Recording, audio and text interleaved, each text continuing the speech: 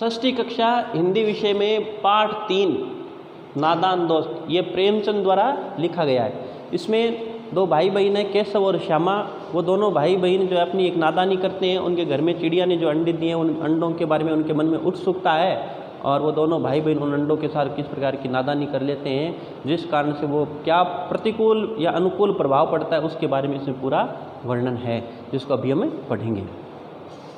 केशव के घर कार्निश के ऊपर एक चिड़िया ने अंडे दिए थे। कार्निश का अर्थ होता है छज्जा। केशव के घर पर जो छज्जा है उस छज्जे पर एक चिड़िया ने अंडे दिए थे। केशव और उसकी बहन श्यामा दोनों बड़े ध्यान से चिड़िया को वहाँ आते जाते देखा करते। केशव और उसकी बहन श्यामा जो है वो दोनों ही बड़े ध्यान से चिड़िया को उस छज्जे पर अपने अंडों के पास आते जाते देखा करते थे। सवेरे दोनों आंखें मलते कार्निश के सामने पहुंच जाते और चिड़ा और चिड़िया दोनों को वहां बैठा पाते। दोनों भाई बहन जो है केशव और श्यामा सुबह जैसे ही उठते आंखें मलते हुए सीधे ही वहाँ जहाँ चिड़िया ने अंडे दे रखे हैं कार्निश के पास पहुंच जाते और वहाँ जाकर के वो देखते कि चिड़ा और चिड़िया दोनों वहाँ बैठे हैं। उनको देखने में दोनों बच्चों को न मालूम क्या मज़ा मिलता और दोनों जो है पता नहीं किस प्रकार का उन्हें आनंद आता था उन चिड़िया के अंडों को देखने में कि वो अपनी सुध बुध खो बैठते। दूध और जलेबी की सुध भी नहीं रहती, उन्हें दूध जलेबी की सुध नहीं रहती और बच्चों को चिड़िया के जो अंडे उनको देखने में ही रम जाते।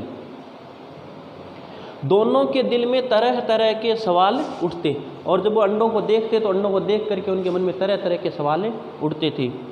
अंडे कितने बड़े होंगे, अंडे कितने साइज आकार के होंगे।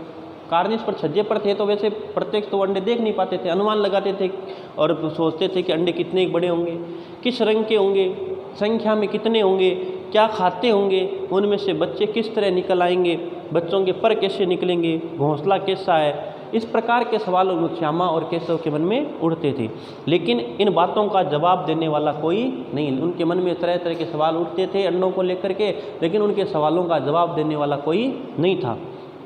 न अम्मा को घर के कामों से फुर्सत थी, माँ जो थी अम्मा जो थी उसको घर के काम धंधों से फुर्सत नहीं थी और न बाबूजी को पढ़ने लिखने, उनके बाबूजी जो थे उनको पढ़ने लिखने में भी फुर्सत ही नहीं थी। दोनों बच्चे आपस में सवाल जवाब करके अपने दिल को तसल्ली दे लिया करते थे। दोनों बच्चे आपस में सवाल जवाब करते और एक दूसरे को तसल्ली दे लेते थे। श्यामा अपने भाई केशव से कहती, क्यों भैया बच्चे निकल कर फुर से उड़ जाएंगे, कि बच्चे निकलेंगे और सीधे उड़ जाएंगे। तो केशव विद्वानों जैसे गर्व से कहता, नहीं री पगली, पहले पर निकलेंगे, बगैर परों के बेचारे कैसे उड़ेंगे। जब श्यामा पूछती कि बच्चे निकलते सीधे फुर से उड़ जाएंगे क्या, तब केशव कहता कि पहले बच्चों के पर निकलेंगे, बिना पर के बच्चे कैसे उड़ेंगे। श्यामा कहती, बच्चों को क्या खिलाएगी बेचारी। श्यामा चिंता करते हुए कहती कि चिड़िया बेचारी ने इतने बच्चों को क्या खिलाएगी। केशव इस पेचीदा सवाल का जवाब कुछ न दे सकता था। जब केशव से ऐसे सवाल पूछे जाते तो केशव इसका जवाब नहीं दे सका। इस तरह 3-4 दिन गुजर गए। ऐसे सवाल जवाब करते करते उन चिड़िया के अंडों को देखते देखते बच्चों के 3-4 दिन गुजर गए। दोनों बच्चों की जिज्ञासा दिन दिन बढ़ती जाती थी और दिनों दिन उनकी जिज्ञासा जो थी कि अंडे कैसे हैं, किस प्रकार बच्चे निकले कि नहीं निकले, ये जिज्ञासा उनकी बढ़ती जाती थी। वो अंडों को देखने के लिए अधीर हो उठते थे। वे व्याकुल हो गए कि अंडों को अब तो देखेंगे।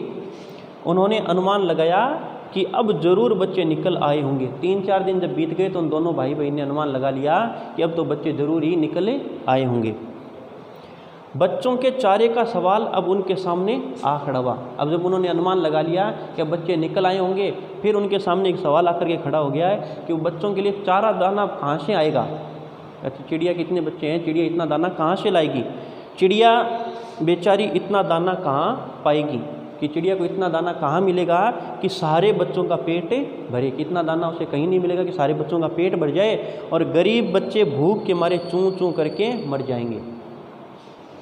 जब दोनों बच्चों ने ये सोचा कि चिड़िया इतना अनाज कहाँ से पाएगी, तो चिड़िया के बच्चे भूख के कारण चूं चूं करके मर जाएंगे, तो इस मुसीबत का अंदाज़ा करके दोनों बच्चे घबरा उठे और दोनों बच्चों ने फैसला किया कि कार्निश पर थोड़ा सा दाना रख दिया जाए। तो बच्चों को लगा कि चिड़िया के बच्चे हैं उन्हें दाना पानी सही से नहीं मिलेगा, तो उन्होंने ये फैसला लिया कि वो जो छज्जा है कार्निश है उसके ऊपर हम थोड़ा सा दाना पानी रख देंगे।